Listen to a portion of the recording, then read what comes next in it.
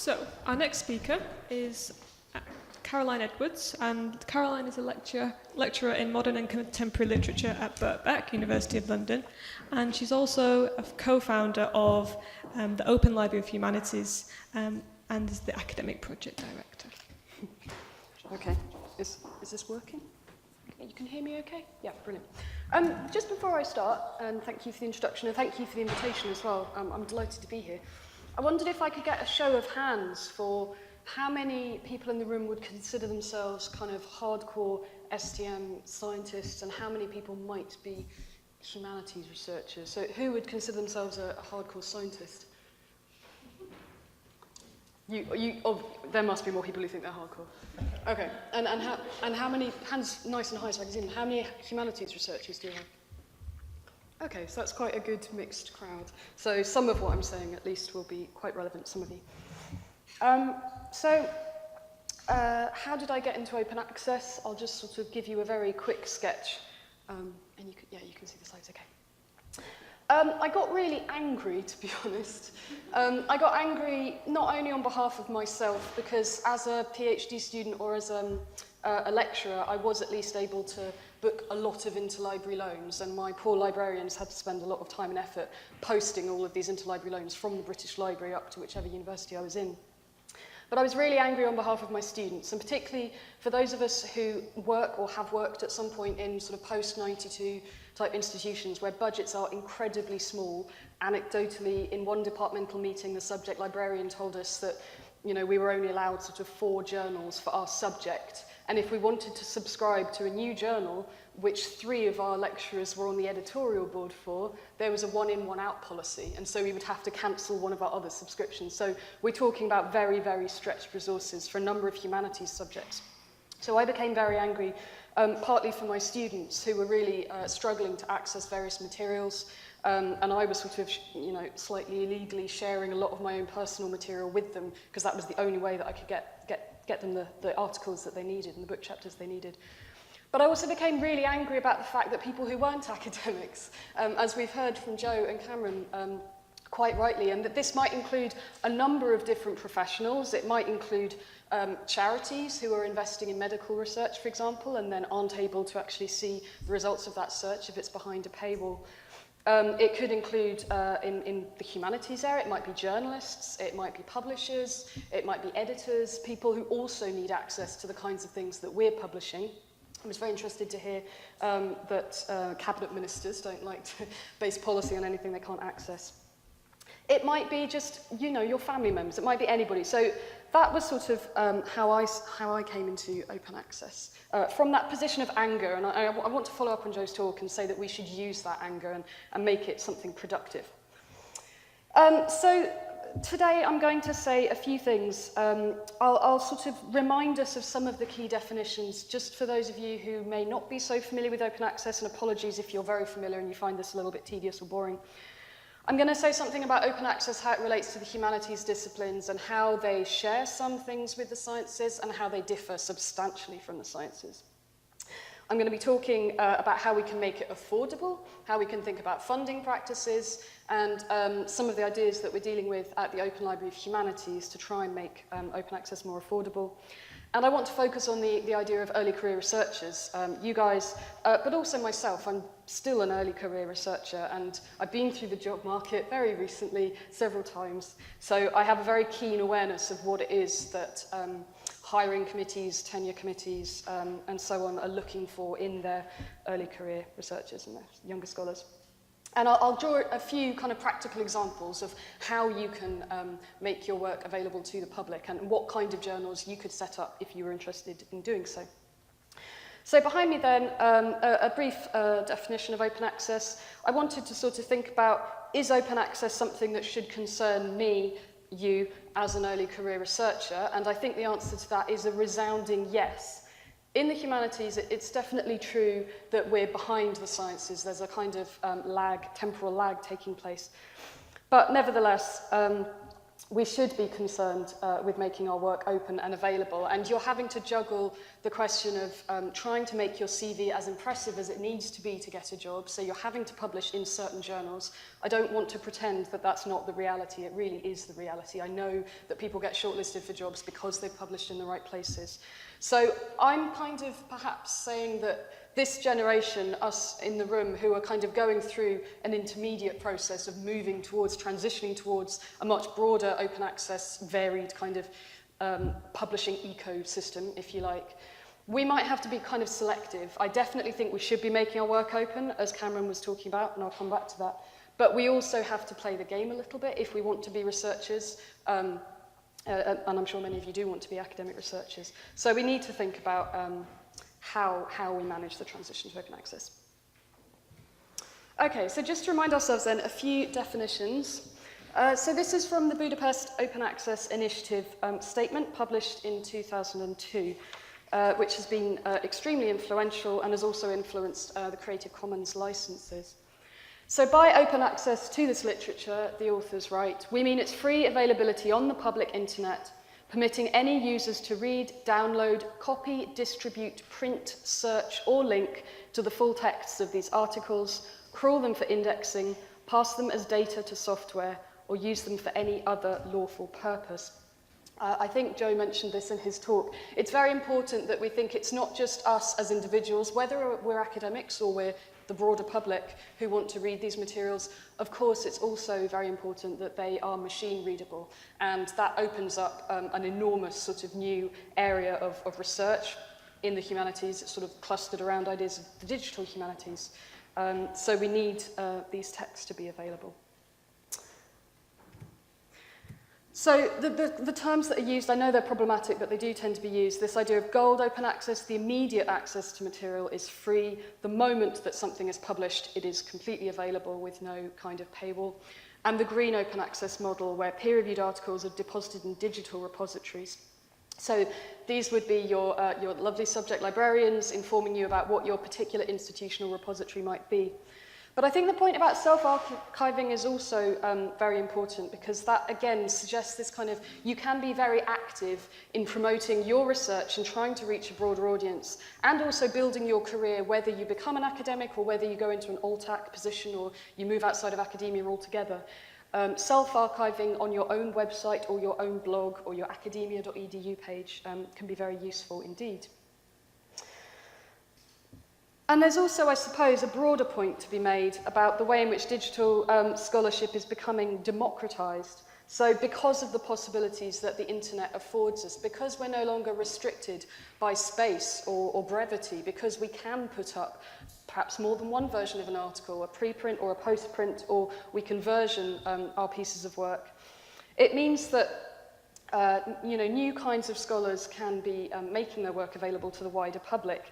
And in terms of the very difficult landscape in higher education on both sides of the Atlantic, in North America as well as over here in the UK and in Europe, there are a number of sort of non- or semi-professional academics, so a number of people on short-term contracts, or people who are between jobs, or people who just do research in their own time and also pay the rent doing something else. So I think we need to think very much about that idea of democratization, that open access is primarily a really important source for those people who maybe don't have library subscriptions at different times.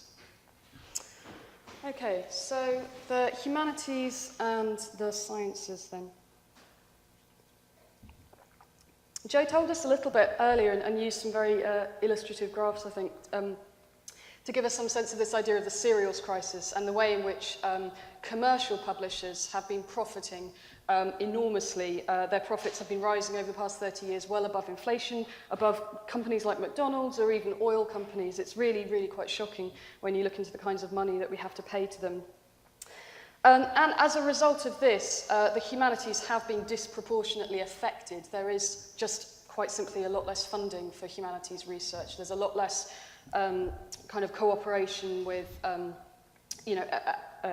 institutions or companies or commercial outfits outside of the university.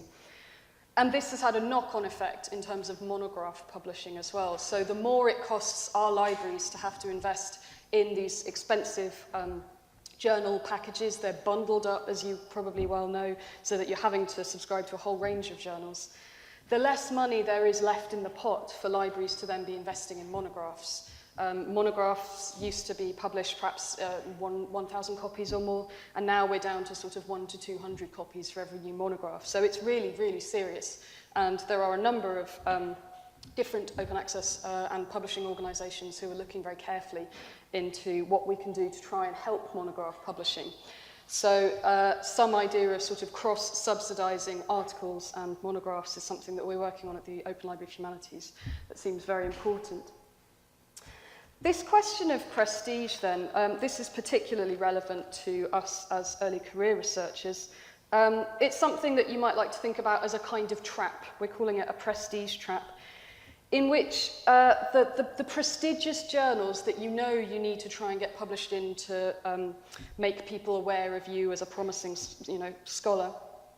The reason that they're prestigious is precisely because we as academics confer prestige onto those journals through our editorial labour, through our hard work, through special issues that we put on, through submitting, through doing reader reports, of course, which is a large part of our unacknowledged work in many ways. So this problem of prestige then is one of the significant barriers to moving towards open access, particularly in humanities research. It means that people are very nervous, hesitant, quite sceptical about moving to open access because there are still these prevailing ideas that somehow open access, we say it's peer-reviewed, but maybe it's not quite as rigorous as the open access advocates say. That the ideas of these larger scale journals, these large mega journal repositories, they don't quite have the same kind of cachet as your specific scholarly journal or your society journal. So this is something that we're trying to tackle head on with the OLH. We're trying to think about how can we take prestige. It's not ideal. It's been around since the 17th century. It's not going anywhere quickly. So how can we move into a much more flexible a much sort of broader open access landscape with much wider access for everybody? How can we kind of bring prestige with us, at least for the kind of early days of setting up? And to that extent, we're having to rely on that prestige that academics give to journals. So it means getting high-profile editors onto your editorial board. It means trying to get people to promote and talk about the fact that open access is a positive thing. It means talking to the ref assessors who come and consult in your department about how, refable all of your research is, and they do this every year leading up to the ref. It's quite a hideous process. And it also means talking to people at funding bodies like the SSRC or the AHRC and trying to get them to admit when they would accept high quality journal articles that aren't necessarily in the traditional or standard places. Open access licensing. So you may be aware that this has been a really contentious issue for humanities scholars, some individuals in particular. This idea then that so Creative Commons licenses, to give you a quick backstory in case you're not particularly familiar with them, the CC BY license. And if you are interested in reading further about this, I would recommend GIS Collections and OAPEN UK produced last year, a very short guide. It's the Guide to Creative Commons. It's kind of geared towards humanities researchers and social science researchers, but it's very useful, and I can share the web link with you, although it's not up here. So the context then, after we had the Finch report in 2012, the Research Councils UK revised their open access policy. They required journal articles to be made open access using the CC BY license, and they specified that. So this specifies how the content can be reused, but within a rigorous and robust copyright framework. Later on, the Wellcome Trust also applied an open access mandate, and they went even further and suggested that this should apply to book chapters and monographs as well as articles. So what we need to always remember, and it's striking how easy it is to forget this point, is that as the academic, you hold the copyright to your material in legal terms, literally the moment that the material is produced, the moment that you've written your article or your document, you have that copyright, but then you transfer it to your publisher, and perhaps this is a little bit more significant for humanities researchers. When I talk to early career researchers in the humanities, I've only met one person who ever refused to sign that transfer agreement to the publisher. That person being Dr. Martin E., my colleague, who is an expert in these things, and I'm not at all surprised he never signs those, or he often actually rewrites the terms, signs it and sends it back, and the publishers don't even read it and don't realise. So there's a little sneaky tip for perhaps thinking about if you're not happy with the terms, just rewrite them. If they sent it to you in a Word document, there's nothing stopping you. So the problem then is that we quite happily, we're desperate basically to give away our copyright on our work because we really need to be published in these journals and we really need that kind of prestige that I mentioned earlier. So we have to bear in mind that we should retain copyright, and that's where Creative Commons is incredibly important. Set up as a kind of not-for-profit organisation that's been around since 2002, it helps sort of to articulate clarity about how published material can be used legally. It was initially used in terms of the US legal framework, but since the version 3, it's been applied internationally. And so the key point about CC BY is that anybody reusing your work needs to attribute it to you. They need to make it very clear where the original version can be found, providing that you have offered them that web link or whatever it is. They need to make clear whether they have altered or adapted or edited anything in any way. The debates in the humanities have ended up clustering around ideas of plagiarism, that somehow material could be easily plagiarized through the CC BY license, which is actually a much broader academic concern about moderating and gatekeeping, if you like, how plagiarism happens, rather than specifically the CC BY licenses. And also there's this kind of question of morality. Well, what happens if somebody translates my work and then puts it on some political, radical organisation that I don't agree with? Well, again, they would be in breach of the Creative Commons license. They have to protect and respect your moral rights as the author, and they're not allowed to imply that you have endorsed the reuse of your work that they have put on the website. So CC BY is an incredibly robust a legal framework for us to use. It's held up in the courts thus far, and any academics who have concerns over moral rights or plagiarism can be reassured that this is not perhaps as serious as they thought. There remain ethical concerns, as Cameron mentioned, about whether it's appropriate to make certain materials open access, particularly if you've got data from human subjects and so on.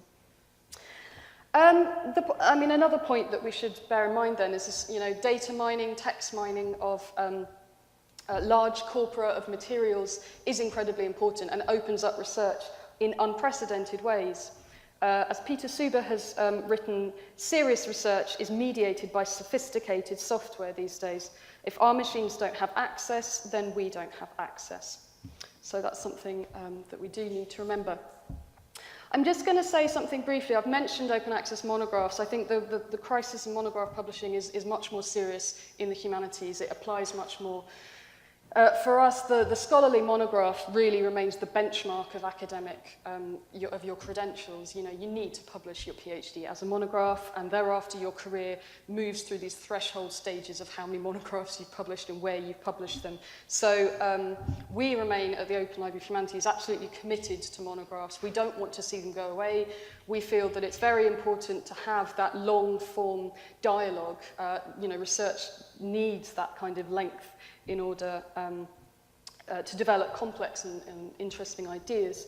But of course, there are lots of exciting possibilities. An ebook should not just be a static PDF that's just sort of shoved online. You can have all kinds of sort of more hyperlinked, more nuanced pathways through books.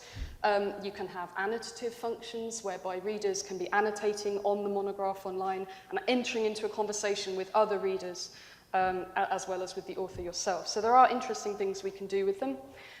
Listed are a few of the publishers who, the OAPEN project, MIT Press, the Open Book Humanities, is that right? I forget now.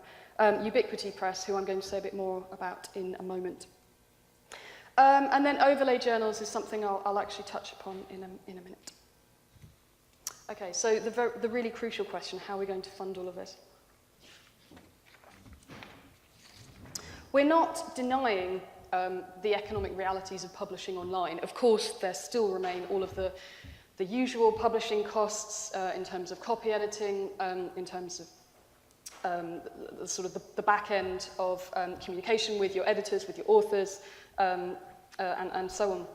Anecdotally, I met an academic recently who didn't understand why ebooks should be the same price as physical books. She said, well, look, I don't get a physical copy, so it should be, as cheap as possible. I'm not getting the object itself. And I was really struck by that complete sort of lack of awareness of the editorial and the labour processes that go into producing a book, and that publishers actually, have a lot of expertise in this area. So working with publishers is important, even for those open access advocates who kind of hate a lot of publishers. The question of scale is really crucial here, because you can make a small journal, for example, open access with very low costs, really minimal costs. You're literally just paying for the web hosting, the digital archiving and preservation, and the membership rates are massively reduced if you're just an individual subscriber rather than a large-scale organisation or institution. You're often doing all of the labour yourselves for free, particularly when you're early career researchers or grad students. So it is possible and exciting to have open access journals. But I suppose we might want to ask, should we think about scaling up? Because if you have a large number of sort of fragmented journals, things like the Directory of Open Access Journals, the DOAJ, are really, really important in that sense, and kind of drawing together a lot of disparate sites of open access publishing that sometimes can be a bit hard to find. So that's the kind of free labour, the free submission model on a very small scale. They often tend to use the Open Journal System software, the OJS software that's made available by the Public Knowledge Project since 2001, which is, it's really kind of radicalised the way that we can now just publish. It's reduced production costs, they use open software under the GPL licenses, so anybody effectively can go and set up a journal and run it, usually through their library at their particular institution, who might help them with hosting it if they're lucky. Another option might be advertising revenue, although I suspect that most academics aren't really in favour of advertising, but it is something that you can think about. You can have pay on demand. You can offer the free copy online, and then if anybody wants to buy the hard copy, particularly for monographs, pay on demand is a useful option to think about. And then we come to the article processing charging, the author pays model, which is very contentious in the humanities. Obviously, there's a kind of varied and rich landscape of how much people are charging for APCs, and the PLOS model are very cheap comparatively with various other publishers. But for the humanities, this is a massive problem. As I mentioned earlier, there really just isn't the money. When you're looking at the funds that departments or even schools, clusters of departments are given for APCs, they might have 7 or 8 articles worth each year across dozens of academics, and all the ideas of hierarchy, the fact that early career researchers or postgrad students are competing with the star names and the glitzy professors in your department. It's incredibly unfair for humanities researchers, we think. So the Open Library of Humanities is working on a business model that will not have article processing charges. We will have 0 APCs. And we feel that authors should be able to submit their work without incurring a cost at that stage. So our model then is based around library consortia. Effectively, what we're doing is setting up a distributed subsidy model, which we're calling the LPS, the Library Partnership Subsidy. And we're approaching in the UK through GIS collections, across the US through different library consortia and library consortia in Australasia and other parts of the world as well. A number of libraries, in the hundreds initially, and then moving into the thousands, whereby each library pays a very small amount. We're talking sort of about sort of $300. Or £200 roughly. So if a large number of libraries pay a very small amount of money to subsidise open access publishing, effectively they're investing in publishing for everybody, then that means that we don't have to have article processing charges. And so far that model is working. We're not launched yet. I'll say a bit more about that in a moment. But libraries are signing up to the scheme, and they're very interested in a range of new kind of flexible business models for various open access initiatives. Okay, how am I doing for time? Okay, perfect. Okay, so moving on then to you guys as early career researchers, what can we do? So One of the things you can do is talk to your subject librarian. Not only are they really friendly people, but in my experience, they're people who work incredibly hard to try and promote open access. And although I hesitate to say it, I think they encounter quite a lot of resistance from academics. In the defense of academics, they're very busy people, they're very overstretched, and the general feeling is when you're told that you have to go to another talk, and it's sort of this sense of a top-down implementation in line with policy from a kind of neoliberal agenda of the government, and in line with HEFKI mandates and requirements for REF 2020, academics generally just kind of shut down and don't want to listen.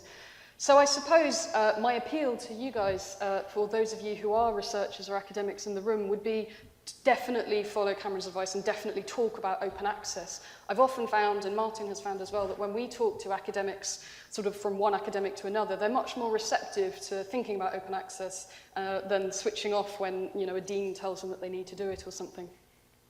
But making your articles green then means that you would be putting them in your subject, your institutional repository, which I think pretty much every university has one now, and that is absolutely essential for REF 2020. If the articles aren't open access, they're not going to be considered. So we all need to be thinking about this right now. But the other possibility might be, if I've got this in the right order, I haven't got this in the right order, might be to put it on your own website, which I mentioned earlier, which I think is very useful as well. If you're not familiar with it, go on the Sherpa Romeo search engine website. There's the link. It's very easy. You literally go there and you can search whether an article that you have already published would be allowed to be made open access in a green format, whether it's a preprint or a postprint, perhaps. So you can look up what the embargo period is, if there is one, or how long it might be, and what format you can make your articles available. To wit, I would advise thinking about an explanatory cover sheet. This is something I think we were going to put on the OLH website at some point, because there's a certain sort of confusion about how you make clear what format the article is that you're self-archiving, perhaps on your own website. So having a very clear cover sheet where you say to people, this is, for example, a preprint of a journal article, which means that this is the article that was accepted for publication prior to the publisher investing their own time and labour in copy editing, formatting, you know, into their house style. And then you explain that if anybody, the pagination will be different. So if you want to cite this article, you really should go and get the proper article from the publisher. Here's their website. So making those things very clear, I think, is really important. It's a kind of best practice that we should be adopting early on. Okay. Set up your own website, set up your own WordPress blog, update your academia page. Just to follow on Cameron's exhortation at the end of his talk to do these things, I'd say in my own experience, it's massively helped my career and the careers of other early career researchers who I know who have good websites. There are certain people out there, for example, journalists would be one good one, who are just extremely busy, and they'll do a quick Google, is anybody in the area who specialises in this, and we need to get them on like the London News Tonight and talk about something, we need to get them on the radio. And if you don't have a strong online presence, they will sort of, you know, you will get overlooked. I found a huge number of research opportunities come my way just because I have a website and you can Google it. Research students can find me easily, so I get more PhD applications. So I really can't emphasize enough how helpful it would be for you to have your own website or your own blog or to have a good academia page. When you come to applying for job applications, the first thing the committee does is to quickly Google everybody and see what they can find. So people really stand out, and it gets quite frustrating if you can't find a researcher online, you can't find out any information about them. Set up your own journal. So open journal software might be the easiest way for you to do this. It's a brilliant way for you to kind of learn all the kinds of skills that you're going to need in terms of copy editing, in terms of publishing, understanding how open access works and how it can kind of raise the profile of your work, your colleagues' work, your research institution. So definitely have a think about that. So I'm just going to talk now through a few examples very briefly before I finish up with a little talk about the Open Library of Humanities. And I'm thinking specifically how these things can benefit you guys as early career researchers. this is kind of how I got into open access. I got really angry about the fact that our research wasn't really readily available to the public. I work very much in contemporary literature alongside other interests, and it just seemed bizarre to me that if you're working in contemporary texts, why could you not sort of have a contemporary instantaneous discussion about them, and perhaps we need new forms of publishing in order to facilitate that. So I set up this journal. It's actually not the Open Journal software, it's WordPress. So just set up literally a WordPress blog with a template on the cover, got together a network of other early career scholars. Published initially, I was publishing monthly. Since then, it's sort of been bi-monthly. These short form articles, they're sort of about 2,000 words, have been really interesting because they have a comments function. So they've really emphasized the way in which openness in our publishing helps to foster that scholarly dialogue, which has been really crucial. A lot of scholars have used the website to kind of write up some new ideas that they've been toying around with, they wanted to publish, and then they've got feedback, and sometimes they've received feedback from the well-known scholars in the field that they were, you know, in conversation with in the piece. And they've used that kind of feedback, and they've gone away and then gone and written up kind of longer, you know, more traditional articles to publish elsewhere. So the scholarly dialogue aspect is very important, I think. Here's another open access journal from my department at Birkbeck. It's been going for 10 years. This does use the OJS software. As you can see, it's got that kind of standard format. You can browse through the issues, through the author, through the title, and so on. They found that setting up, and they were kind of ahead of the game, really, 10 years ago, setting up an open access journal for the humanities, for literature, 19th century literature, that this massively helped to promote the research interests of the 19th century scholars at Birkbeck, and it gave them an international reputation. So it was really important for them. I just wanted to say a little bit then about Ubiquity Press. So Ubiquity are our colleagues in a sense. They're providing the technical platform for the Open Library of Humanities. They're working very closely with us to customize the exact framework that we want. And they're a really interesting one to watch. They've been going for some time now as a technological open access services platform provider. They have a very ambitious program. They want to support a number of emerging digital university presses, which they're currently in the process of doing. And essentially, they're delivering control back into the hands of the universities themselves and the academics themselves. And in that sense, they're an interesting one to watch because they've, in this kind of sense of sort of free market, I suppose, they've reduced their costs and they're providing competition for the commercial scholarly publishers. So that's quite interesting because the more competition we have, the more those costs kind of come down. Using open access software, again licensed under the GPL and Free Software Foundation approved licenses guarantees that their software remains available. For us, they're handling the management system, typesetting, proofreading, hosting and preservation. So they're sort of offering all the technological services that we need. They do this for a number of very reputable journals across all of the disciplines and also for monographs as well.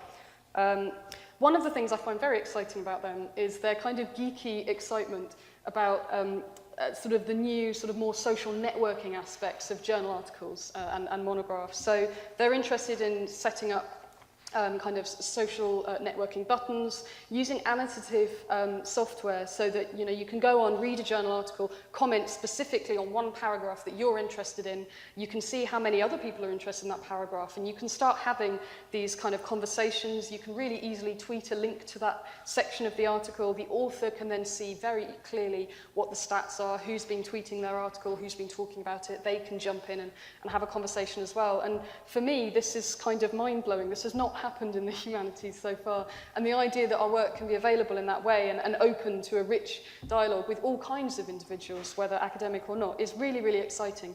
So I think that's something to watch out for coming soon. Okay, I'll just give you an overview of this. The benefits for you guys as early career researchers: it will have a significant impact on your work if people can easily find you online. Invitations to publish things, requests to edit things, those kinds of important factors. It means that your ideas will become available much more quickly, and it puts you in this dialogue with other people reading your work, which I think is, although we might hide away in libraries, that is essentially what we're all interested in doing. As I mentioned, the Ref 2020 has mandated that articles have to be open access, so we need to consider that as well.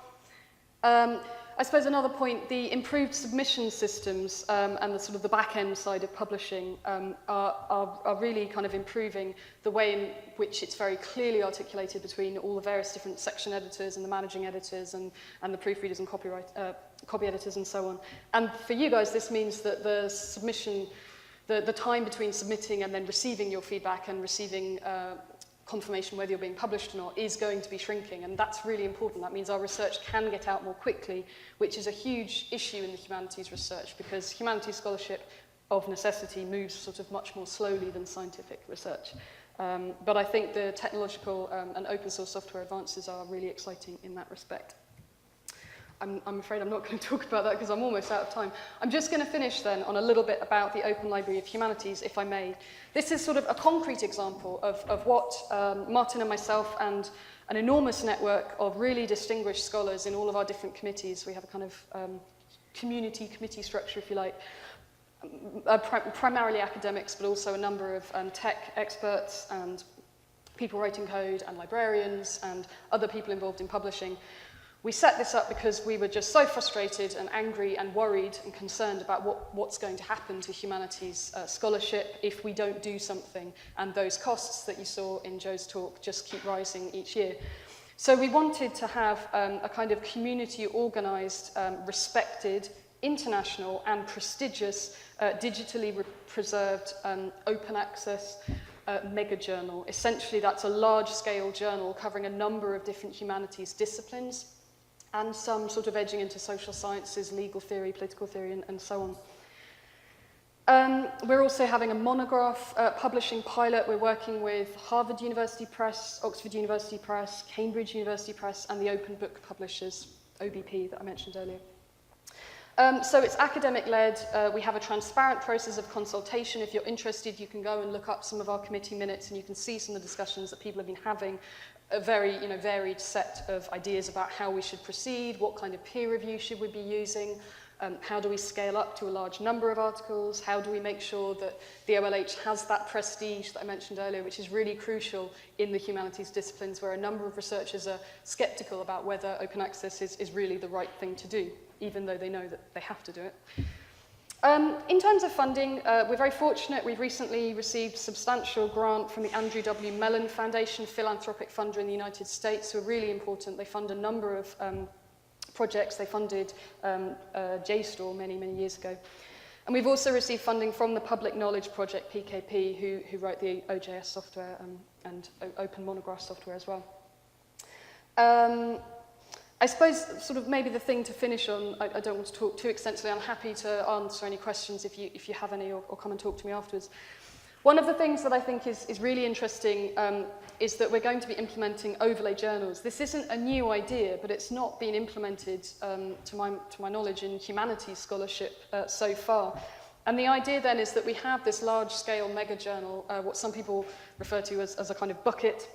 And then within that, we can curate various different sort of forms of identifiable journal brands or kind of niche identities. And we feel that's very important for humanities researchers to have that niche identity. So we can have journals within the mega journal. They can be publicly curated, and everybody can see that they've added those particular articles to that particular sort of identity, if you like. But you can also have other functions that are really interesting for teaching and research. So you could perhaps have a shared but a private overlay that you set up yourselves and you just share with your students on your electronic Moodle or Blackboard or whatever electronic learning environment you use for a course reading list, to sort of put together a package with print on demand so that then you can print everything really, at the touch of a button, and there's their whole course reading list. Or you could even have an even more severe privacy restriction where it's only you who curates the material in the mega journal. So you could then use that, to develop a particular research project. So we're really excited by the tech innovations that we can use in a lean kind of startup business model for a non-profit academic-led organisation like the OLH. And also for the way in which the landscape is moving so quickly in open access, and it's diversifying, and there are a lot of different interesting players, some newer, some who've been around for some years now. Finally, we have a special Early Careers Forum, Early Career Researchers Forum. If you're interested, please do go and have a look. If you'd like to get involved, we'd be more than happy to hear from you. Have a look around the website, get in touch with us. There's a whole number of different things about how you can help, what specific concrete things everybody can do, no matter what position you're in, no matter what kind of research you're interested in. We can all help move towards an environment in which everybody can read these materials and we don't have to be prevented access to them. So thank you very much for your time.